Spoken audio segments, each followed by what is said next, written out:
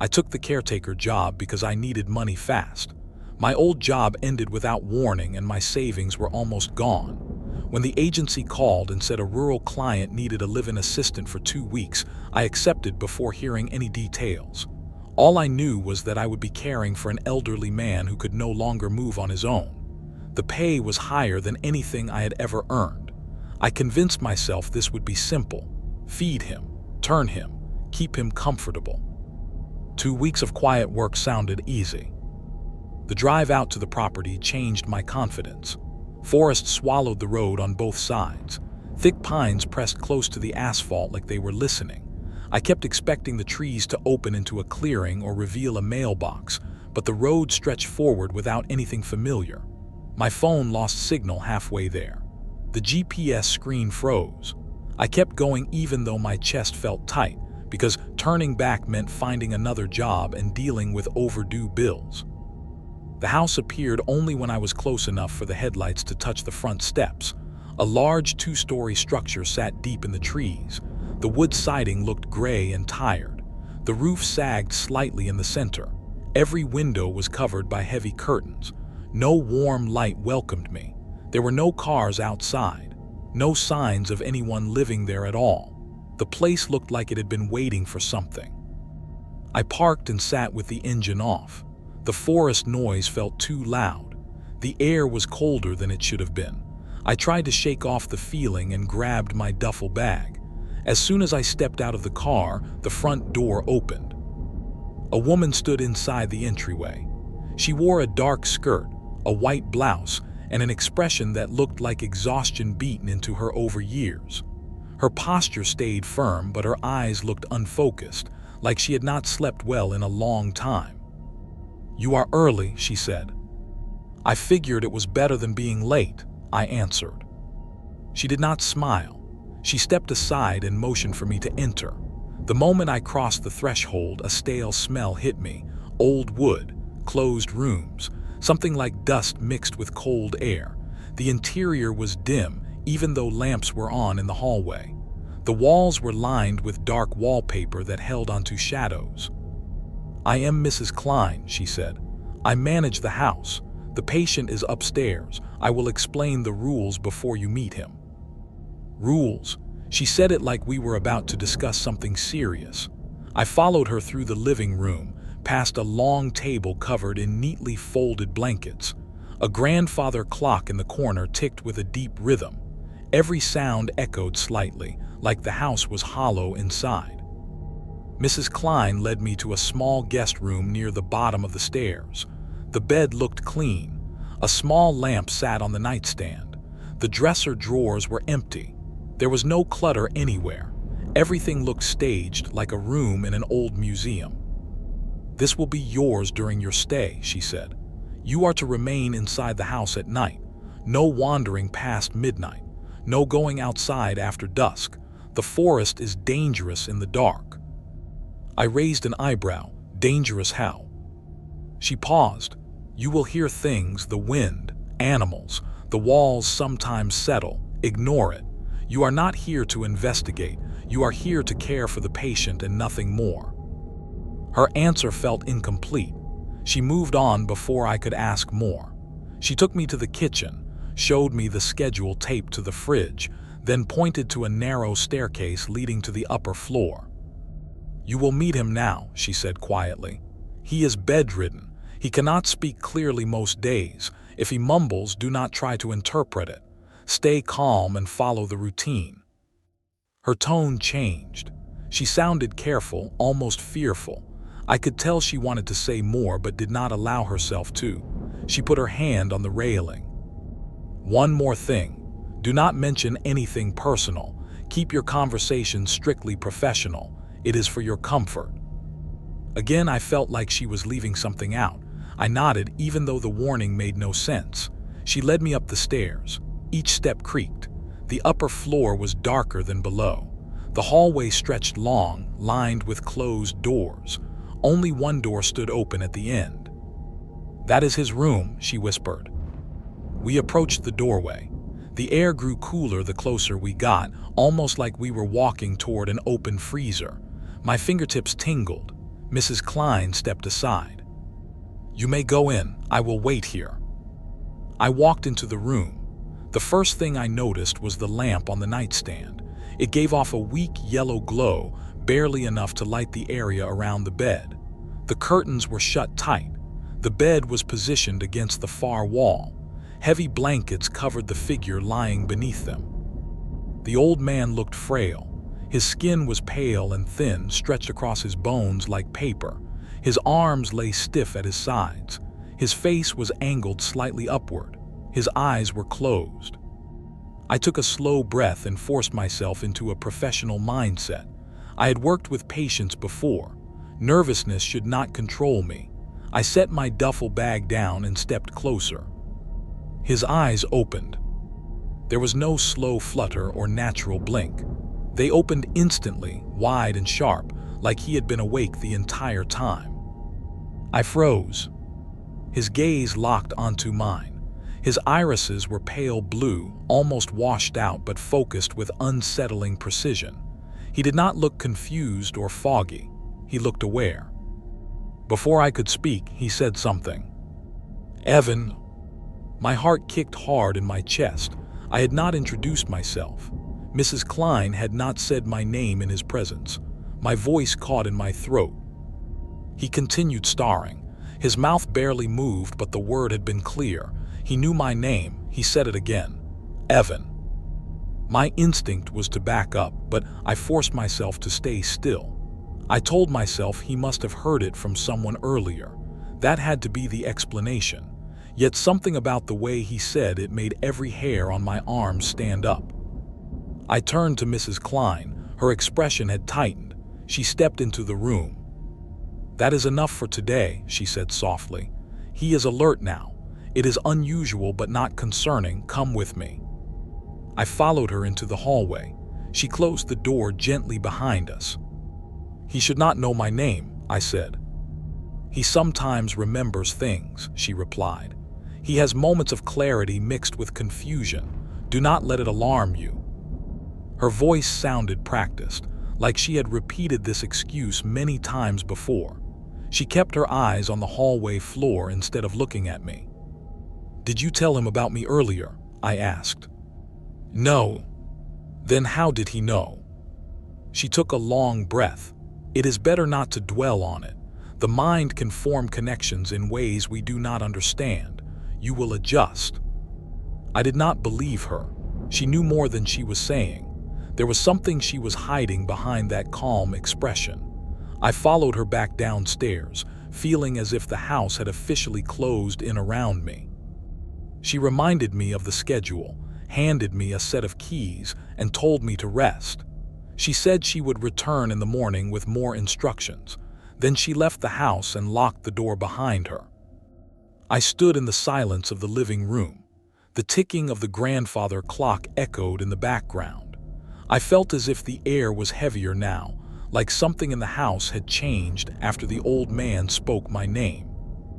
I tried to convince myself that fear would fade once I settled in.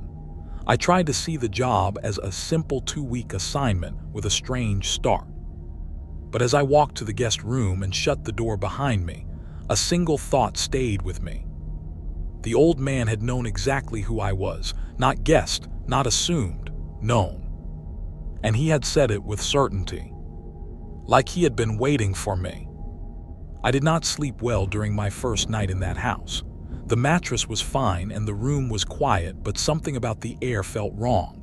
It had a heaviness to it, a stillness that made me feel watched even with the door closed. Every time I drifted toward sleep, I felt a sudden jolt of alertness, like someone had stepped beside the bed. I kept replaying the moment the old man spoke my name. His voice was clear, not weak or confused. He said it like he had known me for years. I tried to explain it to myself again and again, but no explanation felt solid. I had never seen him before. I had never spoken to anyone connected to him until that day. There was no logical way he could have known me. By sunrise, I gave up on sleep. I washed my face and tried to steady myself before heading upstairs. The house was cold that morning. My breath made faint clouds in the hallway. Something about the temperature felt unnatural. I wondered if the heater was broken, but the vents were warm when I tried them. The cold felt specific to certain parts of the house, like pockets of air left untouched for years.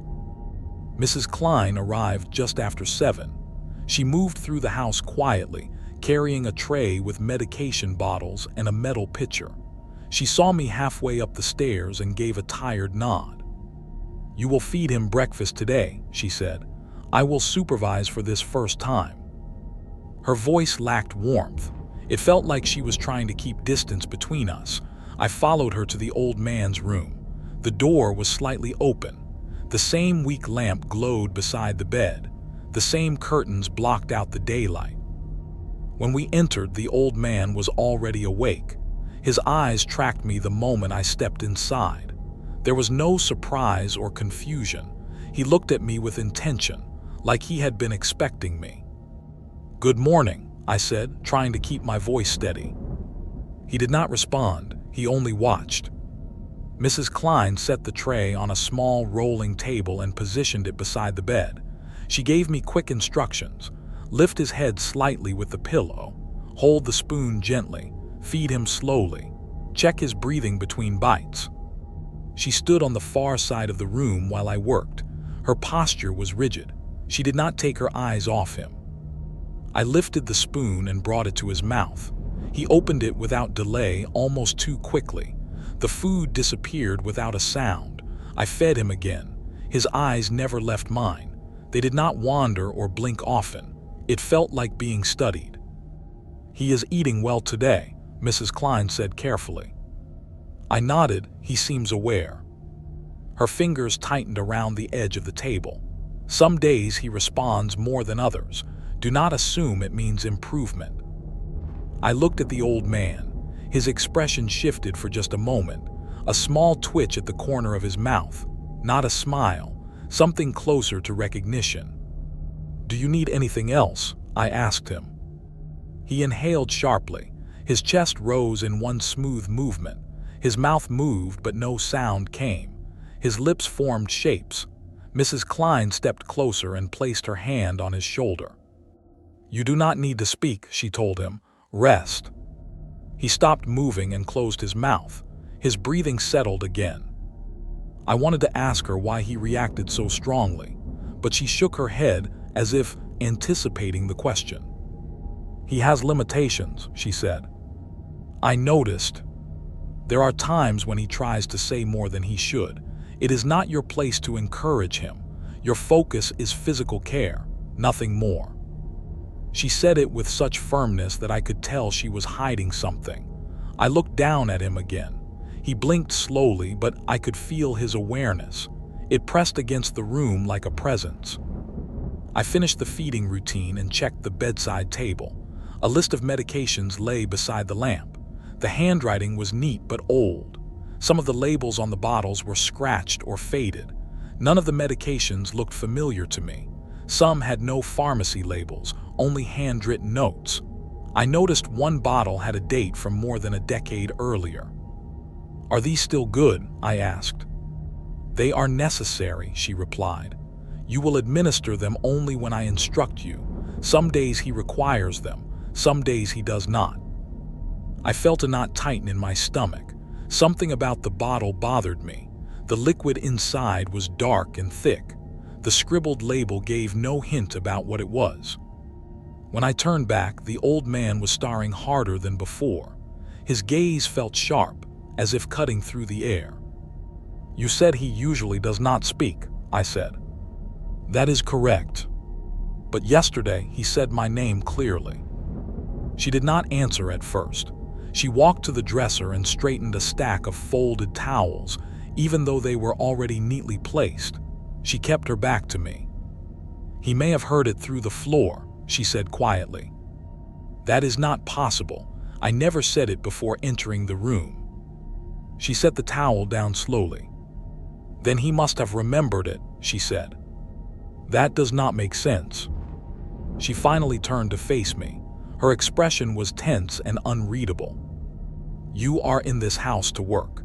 You are not here to question things you do not understand." The old man made a soft sound then, a rasping inhale.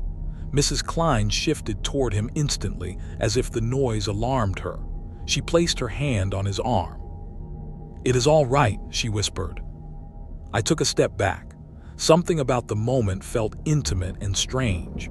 She had reacted almost like she was calming a child who knew too much. "I need to prepare the downstairs," she said, keeping her voice low. "Stay with him for a moment. Do not speak to him unless he asks you something specific." She hurried out of the room before I could respond. The door clicked shut behind her. Silence settled in the room. The whole house seemed to pause. Even the ticking clock downstairs felt distant. I looked at the old man. He looked at me. His fingers twitched beneath the blanket, only slightly, just enough to show movement. He kept staring as if waiting for something. I tried to relax my shoulders. "Do you need water?" I asked. His lips parted, the skin around them cracked slightly. He drew a shallow breath. For a moment I thought he would speak. Then something shifted in his expression. His eyes narrowed with recognition, focus, and something sharper. I felt a chill run through me. He lifted his hand only half an inch. His knuckles rose against the blanket. It was barely movement, but it was deliberate. "Evan," he whispered. The word came out rough, weak but unmistakable. I stepped back. His hand fell still again. His eyes tracked me across the room. He seemed satisfied with my reaction, like he had been testing me. The door opened suddenly. Mrs. Klein re-entered with a folded cloth in her hands. Her eyes darted between us. "Did he speak?" she asked. I swallowed. He said my name again. She exhaled through her nose. Her shoulders dropped slightly, not with relief, with resignation. "He gets like this with new caretakers," she said. "It will pass." I wanted to push her for a real explanation, but she had already moved to the other side of the bed. She adjusted the blankets and smoothed them carefully. "You will learn the routine in time," she said. "Keep distance. Do not offer personal information. If he speaks, do not engage more than necessary. He has a habit of forming attachments. They complicate things." Across the bed, the old man's eyes remained open, watching, studying. His lips moved again, forming silent shapes. This time I was certain he was not confused. He was aware, completely aware. And he knew more than he should. When we left the room a few minutes later, Mrs. Klein closed the door behind us. The latch clicked in a way that felt final. I followed her down the hallway, but part of me stayed behind. I could still feel his eyes on my back. I had only met him twice, yet something had already settled into my chest. A heavy certainty. He knew me. Not by accident. Not by mistake. He knew me with intent. And I felt like I had walked into a place where that knowledge meant danger. By the third morning, I felt like I had been in that house much longer than a single day. The silence inside it worked its way under my skin. Every hallway looked the same. Every room felt closed off. Even the sunlight that pushed through the curtains looked pale and weak. I started noticing details I had missed the day before. The wallpaper near the corners had tiny scratches. Some looked like fingernail marks. The floorboards had long grooves across them. They ran in straight lines, as if something heavy had been dragged through the halls again and again. Mrs. Klein met me in the kitchen with a folded paper. It looked old. The edges were softened by time. She placed it on the table in front of me. Her hands trembled slightly before she pulled them back. "These are the rules," she said. "Read them carefully." I opened the paper. The list was written in sharp handwriting. Each line was short and direct. Keep the bedroom door open during the day. Keep the bedroom door closed at night. Never dim the bedside lamp. Do not let his hands hang over the bed. Feed him on schedule, even if he appears asleep. Never adjust the curtains. Never turn your back when he is awake. The last line made my stomach tighten. I read it again to make sure I understood it. Mrs. Klein stood with her arms crossed, waiting for my reaction. "I have worked in hospitals," I said. "I have never seen rules like these." "I know," she replied. "This is not a hospital case." I tapped the paper lightly. "Why keep the lamp on all the time?" "To prevent agitation." "He seems calm to me." "He has his moments." I looked up at her. "You mean episodes?" She shook her head. "No, that is not the correct word." Her voice dropped lower. "He responds to shadows. The lamp keeps the room stable for him." The explanation sounded strange, but the seriousness in her tone made it feel like a warning. I read the next line again. "Never let his hands hang over the bed." "Yes, that one is important." "Why?" She hesitated. Her eyes drifted toward the ceiling, toward the old man's room above us. "He moves differently when he sleeps," she said. "His body becomes restless. His hands must remain on the bed at all times. Do not let them touch the floor." "That sounds like sleepwalking." "It is not." She said it quickly, firmly, like the topic needed no further discussion. I read the rules again, and the part about not turning my back. "Only when he is awake," she said. "You must maintain awareness. He does not like when people look away for too long." "How would he know?" She gave a small, tense smile. "He knows more than you think." I folded the paper. "Mrs. Klein, I need honest answers. Does he have a diagnosis? Dementia, a neurological disorder?" Her expression hardened. "His condition is complicated. The doctor who treated him retired years ago. There is no one else who understands his case." "That is not a medical explanation." "It is the only explanation you will get." Frustration burned in my chest, but I forced myself to stay calm. I needed the job. I needed the money. And despite everything, I felt a pull toward the old man, a strange urge to understand him. After breakfast, I went upstairs to check on him. The hallway felt colder than before. When I reached his room, the door was cracked open. Sunlight from the corridor spread across the floor, but the room itself remained dim. The lamp on the nightstand glowed weakly, barely warming the air around it. He was awake. His eyes were open wide. His head rested flat on the pillow. His hands were on the blanket, positioned neatly. But his gaze struck me the moment I stepped inside. He watched me with the same sharp focus he had the day before. There was no confusion in his eyes, only recognition. I kept my distance at first. I remembered the rules. I stayed where he could see me. "Good morning," I said. His lips parted slightly as if he wanted to mimic the greeting. A sound escaped him, not a word, more like an intake of breath. His eyes flicked to my hands, then to my chest, then back to my face, slow and deliberate. I checked the clock on the dresser. Feeding time was not for another hour. I decided to adjust the blankets instead. I moved to the side of the bed. His eyes followed every step. As I lifted the blanket, one of his hands slipped downward and brushed the edge of the mattress. His fingertips hovered above the floor. The rule echoed in my head. I reached out quickly and placed his hand back onto the blanket. The moment I touched him, his entire body reacted. His shoulders tensed. His fingers curled tightly around the fabric. His eyes widened in a sudden burst of awareness. A low sound rose from his throat.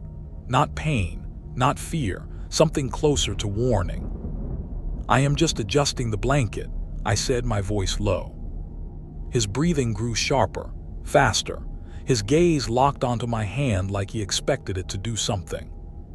I pulled away slowly. His breathing settled again. The room fell quiet. I stepped back, unnerved. The reaction had been immediate and intense, not random, not involuntary. He reacted like he understood that his hand had been near the floor, like he cared about the rule as much as Mrs. Klein did. I checked the curtains, heavy fabric, thick enough to block out every trace of daylight. I reached to pull one aside, thinking a little sunlight might help him. Before my fingers touched it, he made a sound.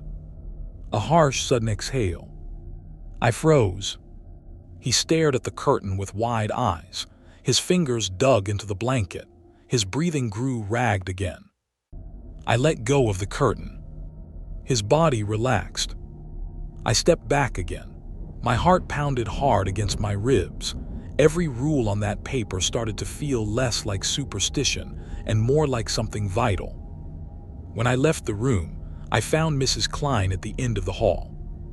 "You touched the curtain," she said without raising her voice.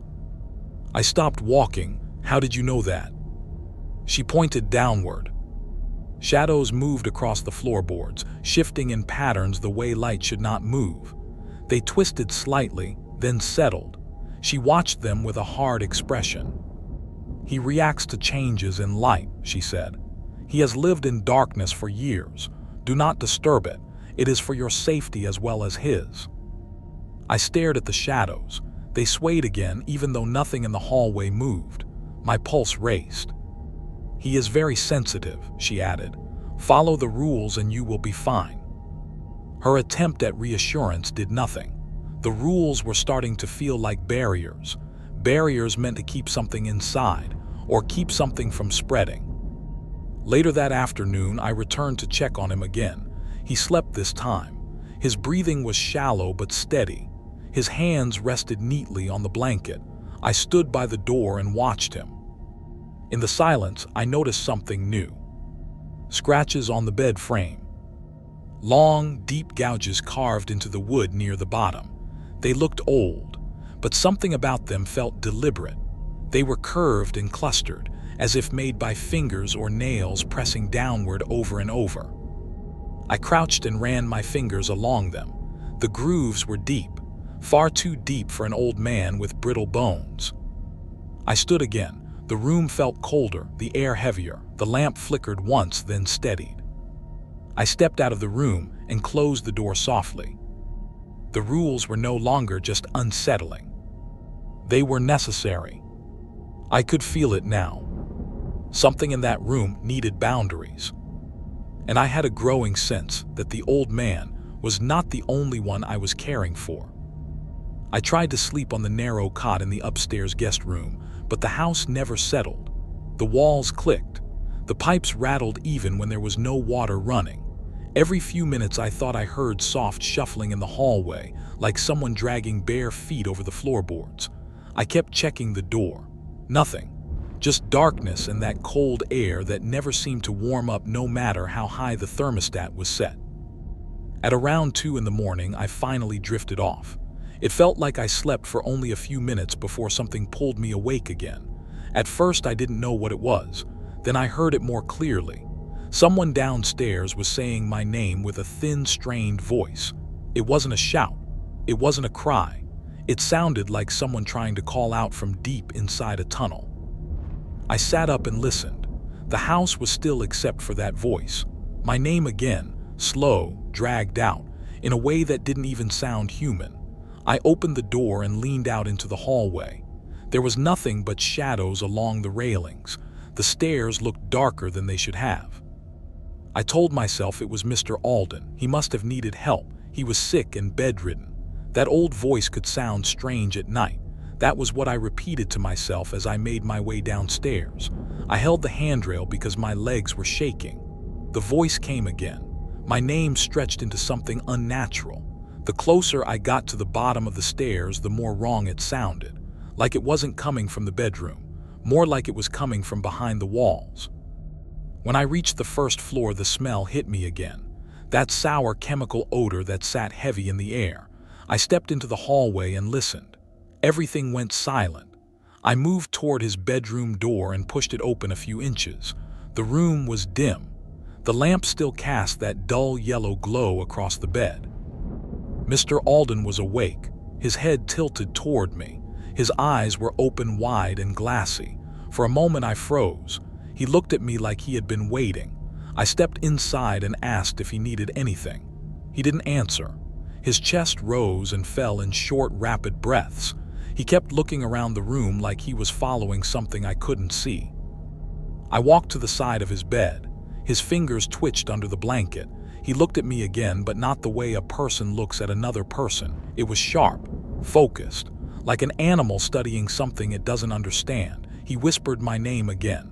This time the tone was different. It wasn't that strange, distant voice I heard earlier. This one was low and weak. He sounded scared. I leaned closer and asked what was wrong. He pointed one trembling finger toward the corner of the room. His hand shook so hard it barely held its shape. I followed his gesture and looked at the corner. There was nothing there, just a pile of folded blankets on top of a wooden chair. I told him nobody was there. He shook his head. His eyes filled with panic. His breathing grew heavier. He grabbed my wrist with surprising strength and pulled me closer. He told me something was inside the house. He said it moved when the lights went out. He said it watched him while he slept. I tried to calm him down. I told him the doors were locked. I told him I checked the house before going to bed. He kept shaking his head. His grip tightened. He whispered that the thing didn't come from outside. Before I could ask what he meant, the lamp flickered twice. The room dimmed for a split second. His eyes filled with fear.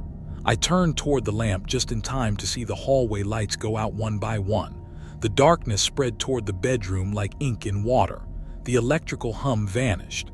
The house fell silent in a way that felt unnatural, like it wasn't just the power shutting off, like something deeper had settled over the place. I backed away from the bed and stepped to the doorway. The hallway was pitch black. I couldn't see the stairs. I couldn't see the walls. I called out to ask if anyone was there, even though I knew nobody else lived in the house. There was no answer, only a faint shift in the darkness, a soft dragging sound across the floor. I grabbed my phone and turned on the flashlight. The beam cut through the dark, but only a little. The air felt heavier. My breath sounded too loud. I moved into the hallway and pointed the light in both directions. Nothing. Then I heard it again. The dragging noise, slow and steady, coming from the far end of the hall near the living room. I started walking toward it. Every step felt wrong. The floor seemed colder than before. The light trembled in my hand because I couldn't stop shaking. When I reached the living room entrance, I stopped. The room smelled different, damp, almost metallic. I scanned the area with the flashlight. The furniture looked normal. The curtains were still. The room was empty. Then the dragging sound started again. This time it came from behind me. I spun around and raised the light toward the hallway, but the sound stopped the moment I moved. I stood there in complete silence. My heart hammered in my chest so hard it felt like it might burst. I backed up into the living room to get some space. As I stepped further into the room, the house felt colder. My breath came out white. I turned toward the window. Something faint was reflected in the glass. A shape behind me, small, low to the ground. I whipped around, but there was nothing there, just darkness. I forced myself to check the hallway again. I leaned out and pointed the light. The beam shakily traced the walls and floor. Nothing. I listened carefully. That was when I realized the smell was stronger now. That metallic scent mixed with the sour chemical odor. My stomach churned. I headed back toward the stairs to return to Mr. Alden. I needed to make sure he was safe. When I reached the bedroom door, I found it slightly more open than before. I flicked the light inside. He wasn't looking at the corner anymore. He was staring straight at the doorway.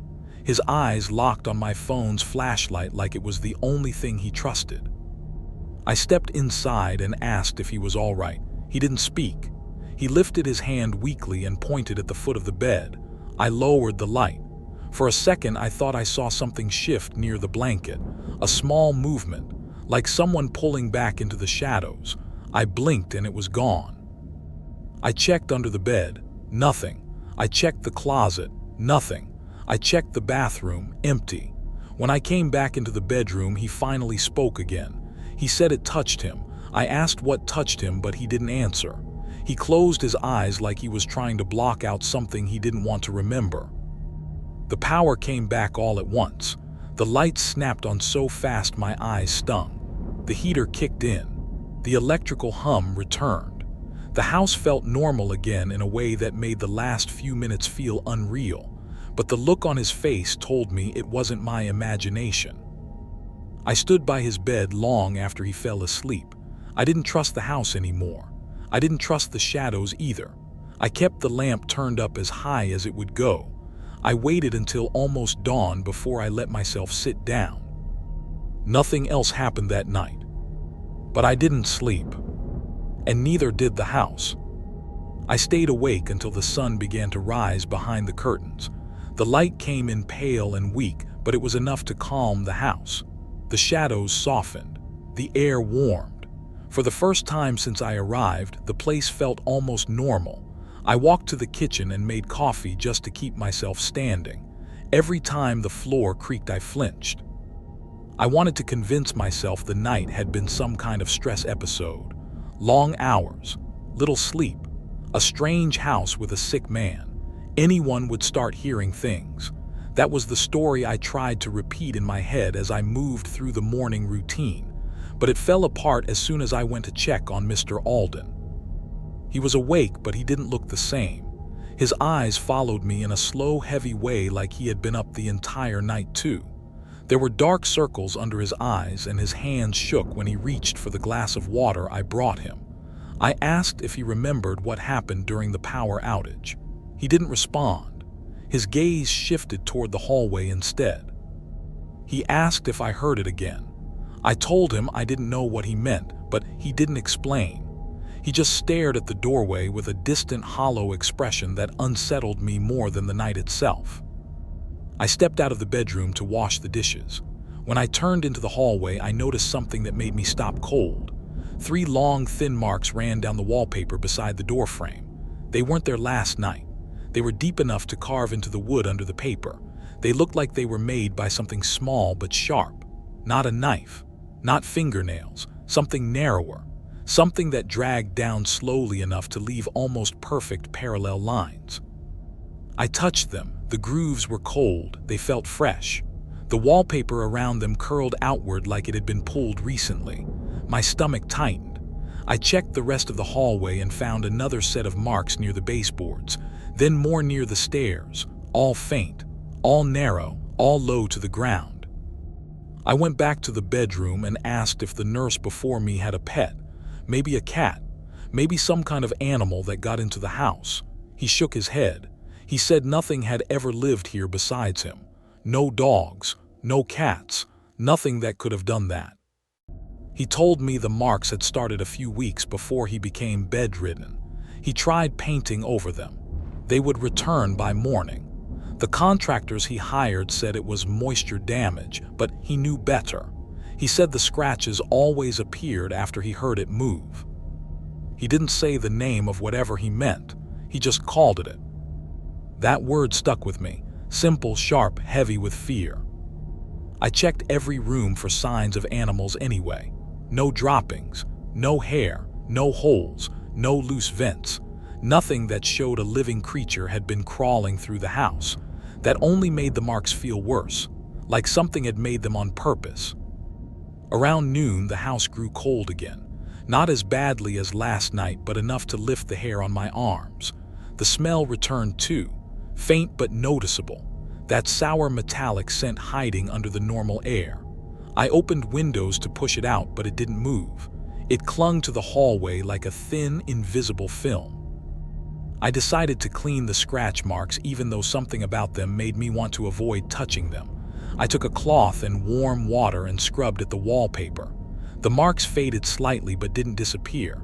I applied more pressure. Still there. Even deeper than I thought. The grooves refused to smooth out, like whatever made them pushed into the wood with a purposeful force. As I worked, I kept feeling watched. Not from the stairs, not from the rooms, from the walls themselves, like something on the other side was waiting, listening, sliding its attention over me. I went to the kitchen to put away the cloth. When I reached the sink, I heard a faint tapping behind me, light, quick, like someone tapping one finger against the wall. I turned around fast. The hallway was empty. I listened closely. The tapping came again, but softer. I stepped into the hall. It stopped. The house fell quiet, unnaturally quiet. No cars outside, no birds, no wind, just a silence that pressed in around me. It lasted almost a full minute before something in the bedroom broke it. A thud, sharp, heavy.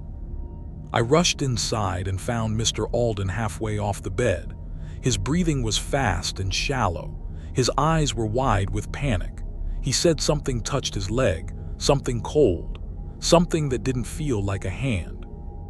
I checked under the blankets, checked the floor, checked the corners of the room. Nothing. But the cold around the bed was unnatural, like walking into a different climate. I helped him back up and adjusted his pillows. He wouldn't stop staring toward the bathroom door. I followed his gaze. There were fresh scratches on the bathroom door frame. New ones, still flacking small curls of wood onto the floor. They hadn't been there an hour ago. They were lower than the others, almost at ankle height. I crouched and looked closer. The cuts overlapped in a way that didn't look random. They looked like something running its claws back and forth in the same spot, testing the wood, testing the boundary of the room. My hands shook as I cleaned them. I didn't know what else to do. I didn't want him to see them. He was already terrified. I covered the marks with a towel and stepped back. He whispered that it was getting bolder. He whispered that it wanted him alone. I tried to reassure him that I wasn't going anywhere, but I didn't fully believe it myself. Something in the house had shifted. Whatever had disturbed the walls last night wasn't hiding anymore. It was moving openly, claiming space. The rest of the afternoon passed in a haze. I sat with him for hours, watching the doorway, waiting for something to appear. The air kept dropping in temperature a few degrees at a time. My breath turned faintly white again by late afternoon. I didn't leave his side until evening. When I finally walked to the kitchen to make soup, I found the lights flickering again. Not like a power outage, more like something brushing against the wiring inside the walls. The bulbs dimmed, brightened, dimmed again. The hum of the refrigerator rose and fell as if something moved through the circuits. I turned off the kitchen light to stop the flickering. As soon as I did, I heard scratching. Not on the walls, on the floor, something light, fast, moving across the hardwood, coming toward me. I froze in the darkness. The scratching stopped just a few feet away. I turned the lights back on instantly. The scratching ended. The room looked normal again, but the sour metallic smell was stronger than ever, heavy, nearly choking. I backed out of the kitchen slowly and returned to the bedroom. I kept the door open. I kept the lights on. I didn't try to sleep that night. The house wasn't quiet anymore. It was restless. And the scratches in the walls were only the beginning. I stayed in the chair beside his bed long into the night. The house had a way of breathing around us. The walls made small, settling noises that didn't sound natural. The heater kicked on but barely warmed the air. I watched the doorway while he slept. I didn't let myself blink for more than a second. Around midnight, the cold deepened again. My breath turned white as if the room had dropped below freezing. I pulled the blanket tighter around my shoulders. The lamp on the bedside table flickered once, just once, but enough to push my heart into my throat. I leaned forward and listened. The house was still. No wind, no pipes, no distant traffic, not even the hum of the heating system. Just silence thick enough to feel in my chest. Then the scratching started again.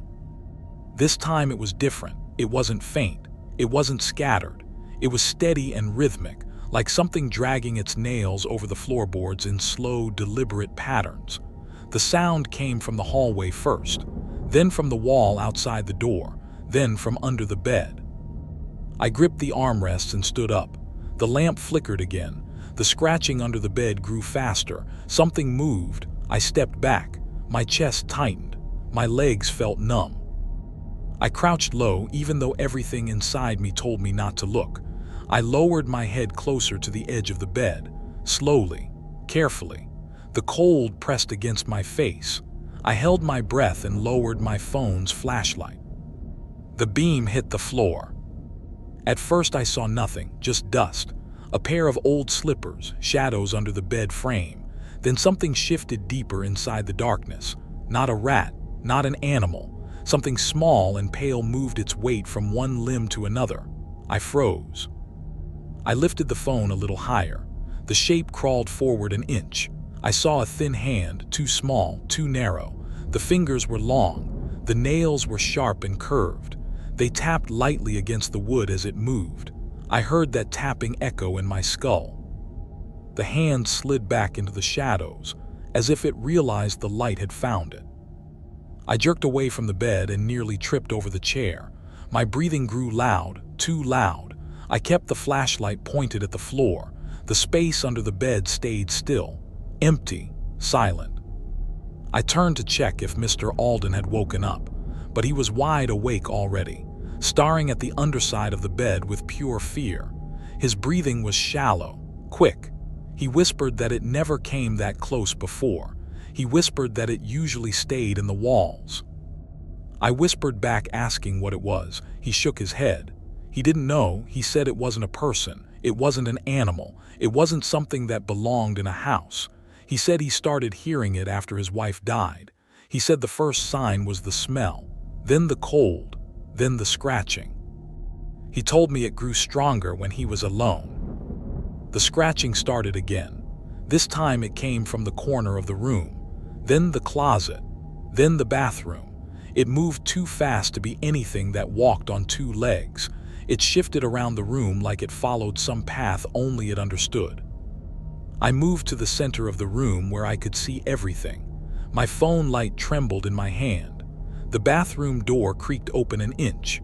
A small shadow moved across the tiles. I stepped back until my shoulders touched the wall.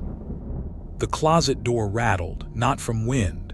Something inside pushed against it, lightly at first, then harder. The door shook on its hinges. I reached for the handle without thinking. I pulled it open before fear caught up with me. Nothing inside. Just clothes, boxes, dust. The moment I turned around, something crawled behind me, fast. I heard the nails scraping the wood. I spun toward the bed. For the first time I saw its outline clearly. Something small crouched low near the foot of the bed, like a child but twisted wrong. Its limbs bent at angles that didn't make sense. Its skin looked pale and stretched thin. Its head tilted like it was trying to understand the light. I lifted the phone higher. My hand shook so hard the light jittered across the floor. The thing scurried backward into the shadow faster than my eyes could follow. By the time I blinked, it was gone. The room went silent again, completely silent. I stood there in shock. My legs felt weak. The cold around me felt alive, almost intelligent. The lamp flickered again but didn't die. He whispered for me to stay close to him. He said it never touched him when someone else was nearby. He gripped my wrist with a strength that didn't match his frail body. I pulled the chair closer to his bed. I kept the light pointed at the floor. My breathing wouldn't slow down. I tried to calm myself by focusing on the pattern of the blankets, the hum of the lamp, the sound of his breathing. Anything steady, anything normal. Minutes passed, maybe hours. Time felt strange in that house. It didn't move right. Around 3 in the morning, I heard something new. Not scratching, not tapping, breathing, soft, wet, as if something was lying on the floor trying to imitate us. The breathing came from the doorway, slow, heavy, dragged out like each inhale took effort. I raised the light. There was nothing, but the breathing continued. I stepped toward the doorway. My heart pounded so hard I felt dizzy. I leaned out into the hallway. The air felt thick. My light scanned the floor. Nothing. Then something cold brushed across my ankle. I swore I felt a hand, thin, ice cold. It slid over my skin quick enough that I jerked away and slammed into the wall. I pointed the light at my ankle, but there was nothing. No one in the hall. I backed into the room again. My pulse hammered in my ears. He watched me with wide, terrified eyes. He whispered that it liked me, that it didn't do that to anyone else. The thought made my skin crawl. The rest of the night passed in constant movement. Every few minutes the scratching returned from a new place. The breathing shifted from one side of the hallway to the other. The cold followed me everywhere I walked. I didn't sit down again. By dawn, the house warmed slightly. The scratching stopped. The air cleared. It was like the thing had gone back into whatever space it came from. But it wasn't gone. It was waiting. And I knew the next night would be worse. Much worse. I tried to avoid looking too closely at the walls during the morning. Every scratch, every gouge made my skin crawl. The sunlight softened some of the shadows, but I could still see faint lines that hadn't been there the day before. I had spent hours scrubbing, trying to clean them, but the marks seemed permanent. Or worse, alive. I couldn't decide which terrified me more. Mr. Alden slept deeper that morning than he had before. The lamp glowed steadily beside him, the light almost comforting. I didn't want to leave the room, not even to eat. The memory of the crawling shape on the floor was still too vivid. My hands shook as I prepared breakfast. I kept glancing at the doorway, half expecting something to appear from the shadows again. Around noon, I needed to check the basement. Mrs. Klein had said the laundry machine was acting up, and it was my job to make sure the water supply didn't flood the floors. I carried a small flashlight down the creaking steps, the smell of damp and decay thick in the air. The basement was cold, darker than any place in the house, even with the small bulb at the far end. I moved slowly, the beam cutting a narrow path through the shadows. That's when I saw it.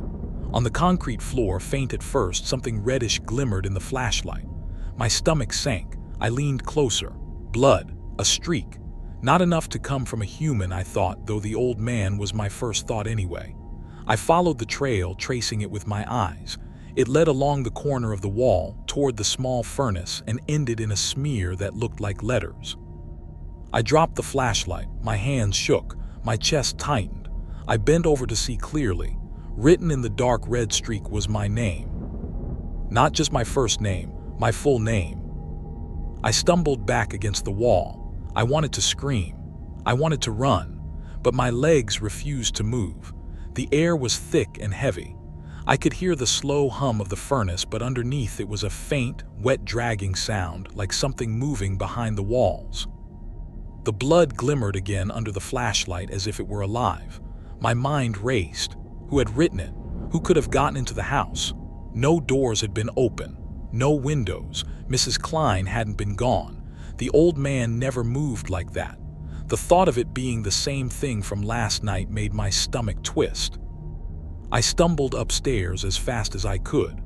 My hands trembled so much I nearly dropped the flashlight. I opened the bedroom door and found Mr. Alden sitting up in bed, staring at me with wide, terrified eyes. "It knows your name," he whispered. I froze, my throat tightened. What are you talking about?" He shook his head. He looked away toward the corner of the room. His voice dropped even lower. "It's not supposed to call people by name, not until it chooses them." I wanted to ask him what he meant, but the words stuck in my throat. I felt the cold creeping along my back, like the basement had followed me upstairs. The lamp flickered once, twice, then steadied. I tried to calm myself, tried to tell myself that it was an elaborate prank, a hallucination, something in my imagination, but the old man's eyes told me differently. He said it had always been this way. The walls held secrets. The house moved and shifted, but it never touched people until it chose them. And once it did, it followed them, watched them, marked them. I swallowed hard. My mind screamed to leave, to get out of the house, but I couldn't. I had promised Mrs. Klein I would stay, and more than that, I was drawn toward him.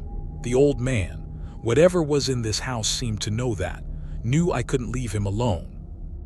I spent the afternoon trying to clean the basement. I scrubbed the streaks with bleach, hot water, everything I could find. Every time I stepped away, my heart jumped. Shadows shifted. I could hear dragging and scraping just beyond my vision. By evening, the blood had faded, but I knew it would return. That night, I refused to go to the guest room. I slept in the chair beside him, lamp fully on. Every sound made my head whip around. Every shadow seemed to stretch toward me. He slept fitfully, moaning occasionally, murmuring my name. At one point, I felt something brush my arm, not a hand, Something colder, thinner. I swung the light toward it. Nothing. But the faint sound of scratching moved down the hall and toward the basement. I stayed awake until dawn. I didn't blink. I didn't move. I just stared at him and waited. The house fell silent again when the first light came through the curtains. The blood marks hadn't returned yet, but I knew they would. And I knew it was only a matter of time before the crawling, whispering, dragging thing marked me again. Mr. Alden opened his eyes slowly. He looked at me and whispered one thing before I could say a word. "It chose you." I didn't know what to do. I didn't know what that meant, but I felt it deep in my bones. The house, the walls, the shadows, the scratches, the crawling thing, the blood, they were all waiting for me. And now they knew my name. I woke up on the couch with my neck stiff and my mouth dry. For a few seconds I didn't remember where I was. Then I heard it, a slow dragging sound from upstairs. It was the same sound I had heard on the baby monitor. I sat up and waited, hoping it would stop. It didn't. It moved from the far end of the hallway toward the staircase. Each scrape was steady. Each drag felt heavier than the last. I knew the old man couldn't move like that. He barely had the strength to lift a cup of water. The house felt colder than usual. My breath hung in front of me. I checked the thermostat and saw that it was set to normal. Something else was changing the air. I stepped into the hallway and listened again. The dragging had stopped, but something was now tapping lightly. 3 taps, slow, spaced apart.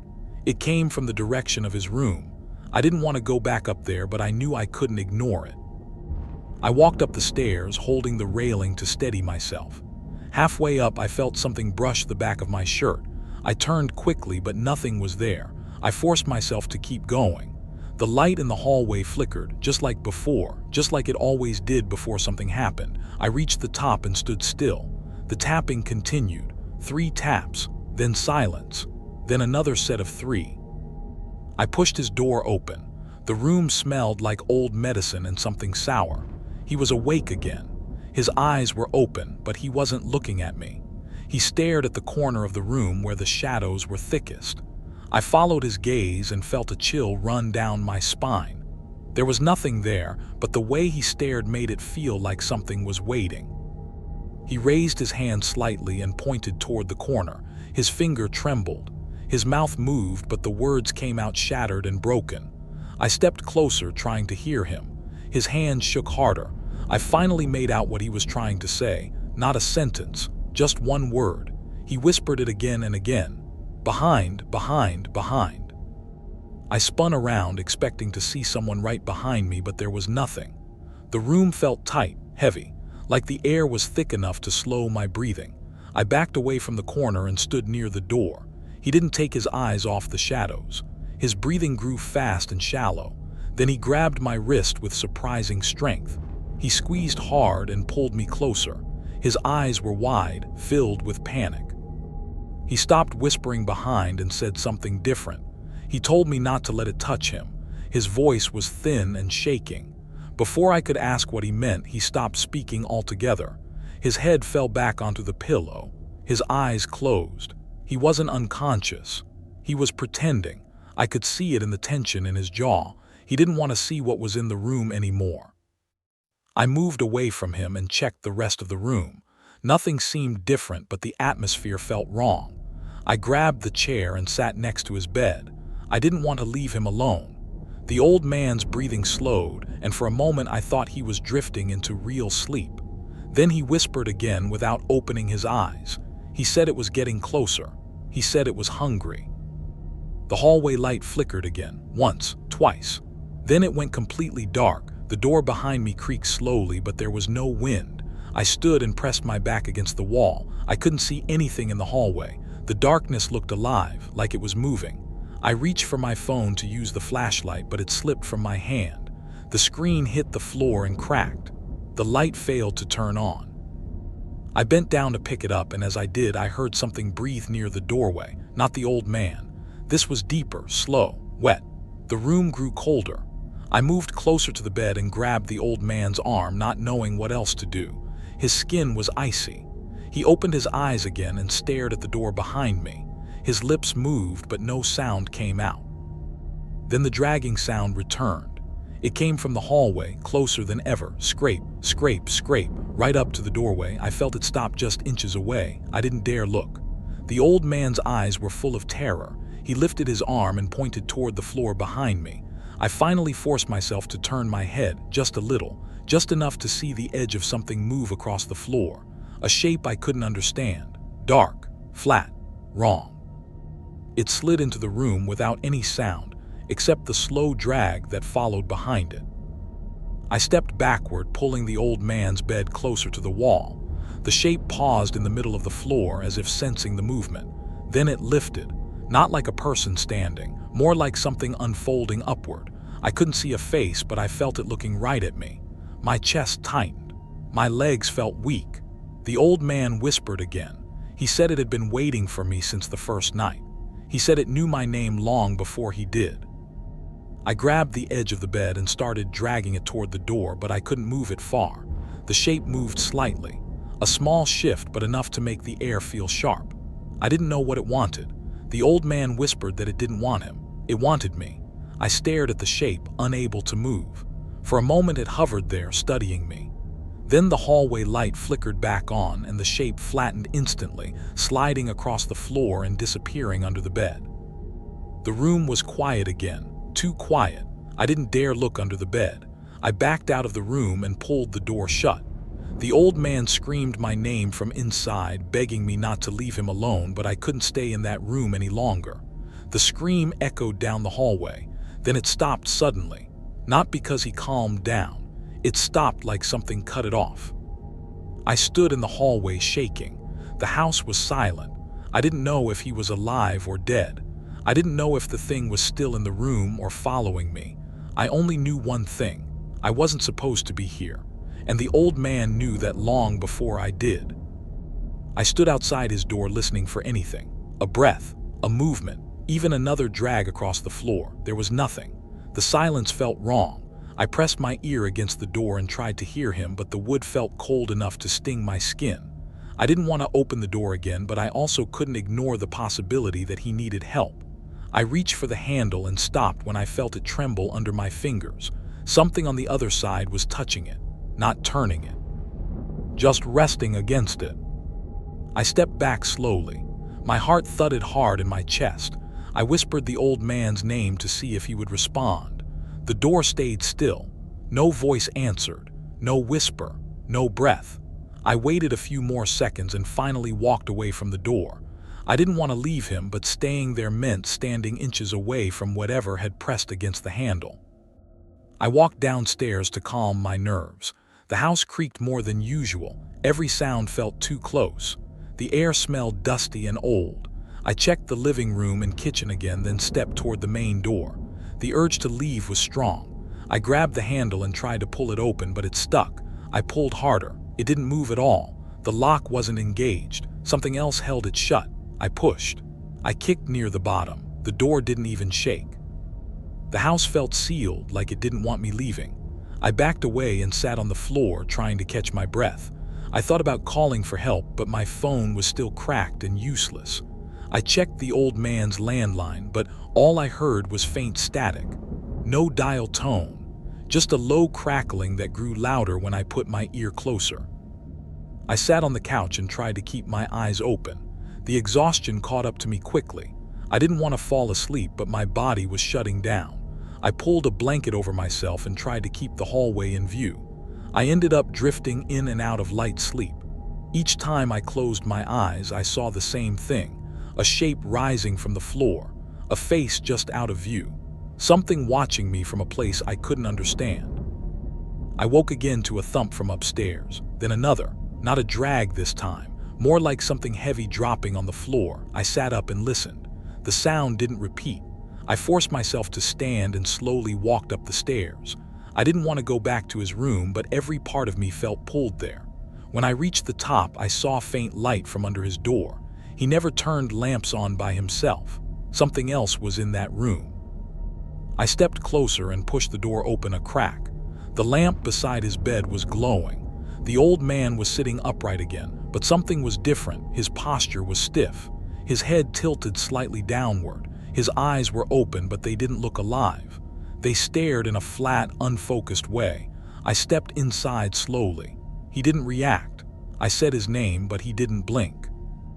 I walked closer and realized he wasn't looking at me. His eyes were fixed on the floor in front of the bed. I followed his gaze and saw scratches across the wooden boards, long marks etched into the floor as if something sharp had dragged itself in a circle. The pattern didn't make sense. It curved and twisted like it was drawn by someone who didn't understand how humans move. I knelt down to look closer and saw something else, a faint smear of black across the wood. It wasn't dust or dirt. It looked wet, fresh. I touched it with the edge of my sleeve and pulled back immediately. It felt thick and sticky. The old man finally blinked. It was slow, deliberate. He opened his mouth slightly, but no words came out. He looked like he wanted to speak but couldn't push the sound out. I stood and walked to the opposite side of the bed. The corner of the room where he kept staring earlier looked darker than the rest. Not just shadow, deeper, like it swallowed the light around it. As I approached it, the air grew colder. My breath came out in short white bursts. I felt the floor vibrate slightly under my feet, a soft tremor, then silence again. I backed away from the corner and turned toward the old man. He finally whispered something. The word was faint but clear. Not yet. His lips barely moved. His eyes remained fixed on the dark corner. I asked him what he meant, but he didn't answer. He kept saying not yet in a voice that sounded smaller than anything I had heard from him before. The lamp flickered once, twice. Then it went out completely. The room dropped into darkness. My heart sped up. I reached for my phone out of instinct, even though it was broken. I felt the floor shift under me, a slight movement like something sliding beneath the boards. The old man gasped. Not a cry, more like fear catching in his throat. The darkness in the corner moved. Not outward, not forward. It collapsed inward like something pulling itself together. I heard the dragging again. Soft this time, controlled, like it didn't want to make noise. I felt something brush the side of my shoe. I jumped back and nearly fell. The lamp flickered again and flashed bright for half a second. In that brief flash, I saw the outline of something low to the ground. Its shape was uneven, wrong. A mass that didn't fit the proportions of any living thing I knew. The light went out again before my mind could register the details. I felt the old man grab my hand with more strength than he should have. He whispered that it was changing. He said it learned. He said it only needed a little more time to know my shape better. His voice shook as he said it had been practicing. I didn't understand what he meant until I heard the next sound. A faint breath from somewhere near the floor. A breath that tried to match my rhythm. Not perfectly, just slightly off. Like something practicing the sound of me. I pulled away and reached for the doorknob, but the door felt heavy. I shoved it once, then twice. It opened an inch. Something pushed from the other side. Not hard, just enough to keep it from opening. I kept pushing until I forced the gap wider. I slipped out into the hallway and shut the door quickly. The old man didn't call after me this time. The room went silent again.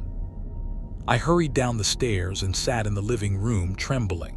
The house felt wrong in every direction. I didn't know where to go or what to do. I stared at the front door, knowing it wouldn't open. I stared at the windows, knowing they were sealed tight. I wasn't trapped by the house. I was trapped by what was inside it. I didn't know what that thing wanted, but the old man's words kept repeating in my head. It had been waiting. It knew my name before I arrived. It had never been interested in him. It wanted me. I stayed in the living room for a long time, trying to steady my breathing. My hands wouldn't stop shaking.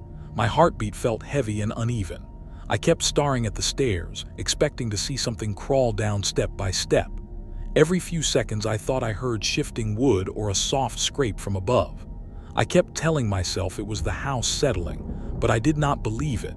Nothing in that house felt natural anymore. I walked to the kitchen and splashed cold water on my face. The tap sputtered for a moment before the water came through. The sound echoed too loudly in the quiet house. I turned off the faucet and listened again. No movement, no breath. The silence made my thoughts louder. I thought about leaving through a window, even if I had to break it. I grabbed a chair and dragged it toward the one facing the front yard. When I tried to lift it to strike the glass, something inside me froze. The window was fogged over from the outside, thick enough that I could not see the yard at all. I wiped my hand across the glass, but the fog stayed. It was on the outside. I pressed my ear against it and heard nothing. No wind, no insects, no traffic, nothing at all. I felt a pulse of dread in my stomach. I backed away from the window and left the chair where it was. I needed to check on the old man again. No matter how terrified I was, I could not pretend he did not exist. Leaving him upstairs alone felt wrong. I walked toward the staircase slowly, gripping the railing so tightly that my knuckles ached.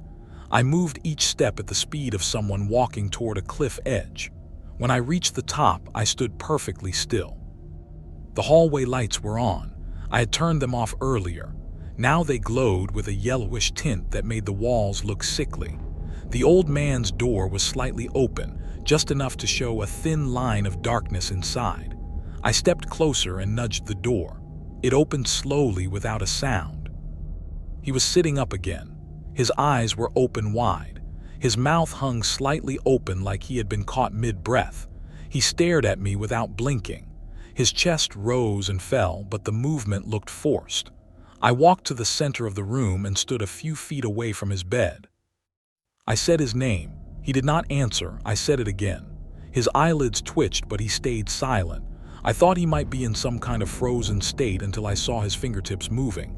They tapped lightly against the blanket, slow and steady. 4 taps, pause, 4 taps again, a pattern, a signal. I stepped closer and leaned in. He whispered something so faint I could barely hear it. He told me not to look under the bed. The way he said it made the words feel heavy. I looked at the blankets. I looked at the floorboards. I did everything I could to avoid looking at the space under the bed, even though curiosity was pulling at me. He grabbed my wrist. His grip felt weak but desperate. He whispered that it was not done yet. He said it was learning, that it was almost ready. I asked him what he meant. He opened his mouth to answer, but his eyes shifted suddenly. Not toward me, toward the wall behind me. They widened. His breathing grew sharp and shallow. I turned slowly. The corner that had been darker earlier now looked deeper, like a part of the room had been carved out. A shape moved inside it, not stepping forward, not rising, just shifting gently like something breathing behind a curtain. I backed away until I hit the side of the bed. The old man whispered that it had been studying me since the night I arrived. Every movement, every sound, every breath. The corner bulged slightly. The surface bent outward as if something pressed against it from the other side. I saw the shape of a hand form in the darkness, not a human hand. The fingers were long and crooked. The palm was stretched too wide. It pressed against the air like a smudge of night. The old man whispered that I needed to leave the room right away. I stepped toward the door but stopped when the floorboards beneath me shook lightly. Something slid across the wood beneath my feet, not fast, slow and steady. I looked down and saw a dark smear trailing under the floorboards as if something crawled under the house itself. The smear moved toward the bed and then upward along the wall. It climbed without making a sound. I grabbed the old man's arm and tried to pull him up, but his body refused to move. He stared at me with fear in his eyes. He whispered that it would not let him go. He said it had chosen him a long time ago. I asked why it wanted me. He did not answer with words. He lifted his hand and pointed at my chest. His fingers trembled as he touched the center of my shirt. Then he whispered that it liked people who carried fear from somewhere else. It liked people who already had cracks. He looked at me like he knew my past, like he knew the things I tried not to think about. I stepped back slowly. The air grew colder. My breath came out in thin white clouds. I felt something beside me, not touching me, just present, heavy and close. I forced myself not to look. The old man's gaze shifted again. He stared at something above my shoulder. His face twisted with fear. He whispered that it was standing too close. I backed away and felt the cold air move with me. I reached for the door, keeping my eyes fixed on the old man so I would not have to see what stood behind me. His lips formed one last word: run. I pulled the door open and stepped into the hallway. I slammed the door shut behind me. Something brushed the other side of the door as I pressed my back against it. The wood pulsed lightly like something pressed its weight against it. Then the pressure stopped. I ran down the stairs without looking back. I reached the bottom and grabbed the front door again. It still would not open. I kicked it hard. The frame shook but did not break. The house felt sealed tighter than before. I ran to the back door, same thing. I tried the windows again, all fogged, all cold, all sealed. The house felt like it was holding its breath, waiting. I realized the old man might not survive the night. I also realized that even if he did not, the thing would still be inside the house with me, waiting for me to break, waiting for me to make a mistake. I stood in the center of the living room with every exit sealed, every window cold, every hallway dark. I was trapped in the house with something that knew my name before I walked through the door. I stood in the middle of the living room trying to breathe through the cold heaviness pressing into the air. Every doorway felt darker than before. The house wasn't quiet anymore. It was listening. I could feel it in my bones. Every step echoed too loudly. Every inhale felt like it didn't belong to me. I kept staring at the staircase, knowing the old man was still upstairs with that thing, but going back up felt like walking into a grave with the lid half closed. I walked to the front window again and pressed my forehead against the glass. It was colder now. The fog outside was thick enough to look solid. I couldn't see the yard or the driveway or the road. It was like the entire world had been erased. I felt a tremor in the floorboards behind me. Not loud, not violent, just enough to make my ribs tighten. I turned slowly. The hallway leading to the staircase was darker than the rest of the house. The shadows there didn't look like shadows anymore. They looked like a doorway that didn't belong in this world. A slow scraping sound drifted from upstairs. I flinched. It dragged once, then stopped, then dragged again, longer and heavier. I knew that sound. I had heard it in the old man's room. I had heard it under the floorboards. I had heard it behind me when I wasn't brave enough to turn. I grabbed the closest thing I could use as a weapon, a fire iron from beside the fireplace. It felt light in my shaking hands, too light to do any real damage, but holding it gave me something to focus on. I walked to the bottom of the stairs and looked up. The hallway light upstairs flickered once, then stayed on. It felt like an invitation. I didn't want to accept it, but the old man was still up there, and some part of me still believed I could help him. I climbed the stairs slowly, gripping the railing with one hand and the iron with the other. At the top, the air felt colder than any room in the house. I stepped into the hallway and listened. No dragging now, no tapping, no breathing, just a low hum in the walls like electricity moving through old wires. I walked to his door and saw it half open again, even though I had closed it tightly. I pushed it open with the end of the iron and stepped inside.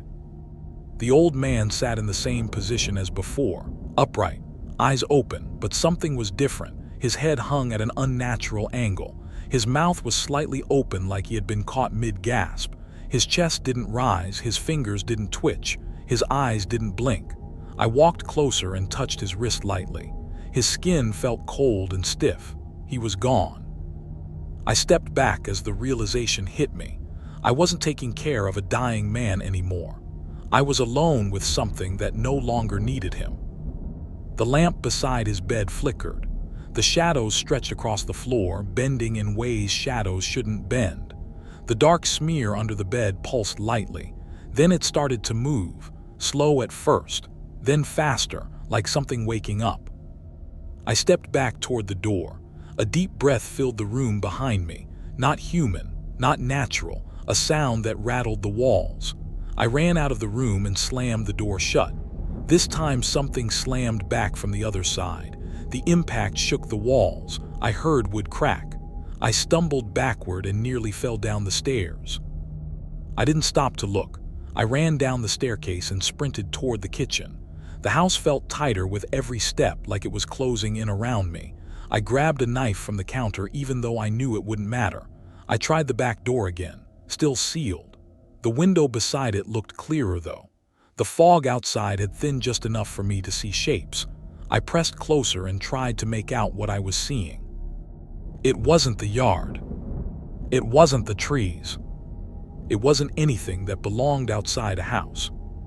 It was a shape pressed against the other side of the glass, a flat outline of something large and twisted, a hand shape dragging across the window. Long fingers scraped across the fogged glass, leaving streaks behind. It left a trail like ink.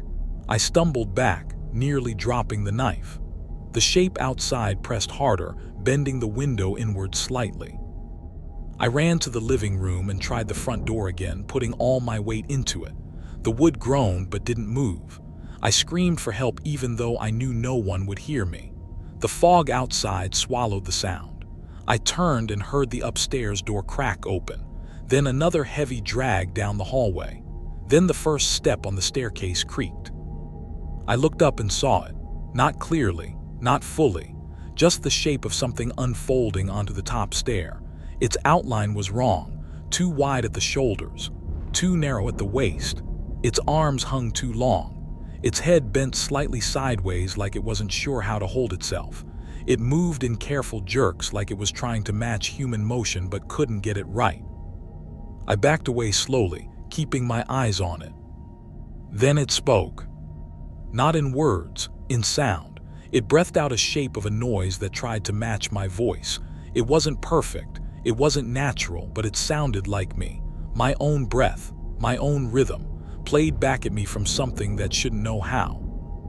I stumbled backward into the living room as it reached the bottom of the stairs. The lamp near the couch flickered.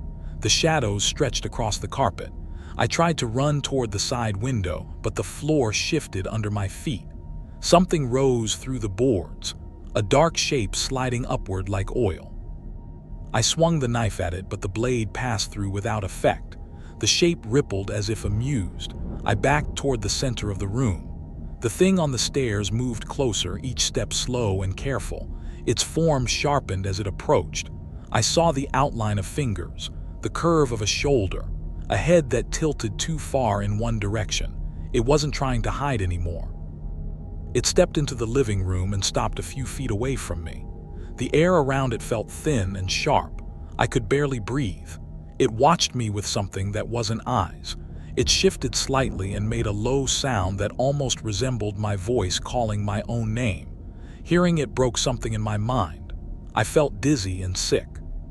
Then the final piece clicked. The old man didn't need me to care for him.